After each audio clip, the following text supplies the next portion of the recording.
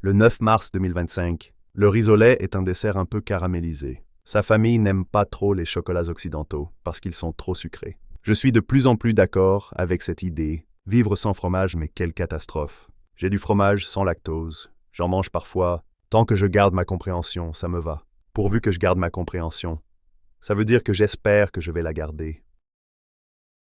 C'est une émission chinoise pour chercher l'amour. L'endroit où tu vas faire du ski s'appelle une station de ski. J'ai regardé une émission où ils interviewent des employés qui travaillent dans l'hôtellerie-restauration. On les suit dans le travail. Ce genre d'émission, je le trouvais très utile parce qu'il y avait beaucoup d'accents différents et une grande variété de vocabulaire. Tu peux écouter des vidéos de micro-trottoirs sur YouTube.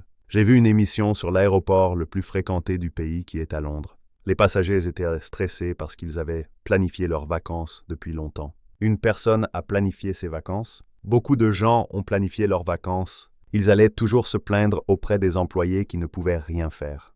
J'ai fait un travail où on nous appelait les fronteurs parce qu'on travaillait au front. On était de la chair à canon. On était toujours pris entre deux feux. Tu peux aussi dire qu'on était pris entre le marteau et l'enclume. On peut dire dans le futur ou à l'avenir. Avec le travail que tu as, étudier une nouvelle langue me paraît compromis. Il y a un YouTuber qui s'appelle Xavier Delmas qui fait des vidéos pour un site qui s'appelle Zone Bourse. Si ça avait été légal, ils auraient voulu me payer pendant plus ou moins 5 ans. Ça leur nuit davantage si tu travailles pour quelqu'un d'autre que s'ils te payent à rien faire. On peut comprendre qu'ils me sous-payaient quand on voit qu'ils préféraient me payer à rester moi. Mon modèle de société favori est le modèle danois. On va demander à un Xavier Millet ou un Elon Musk de venir en France. Si tu compares le Canada et l'Europe à beaucoup d'autres pays au monde, nous sommes des bisounours. On leur a toujours dit Amen. C'est une vraie désillusion pour beaucoup d'Américains.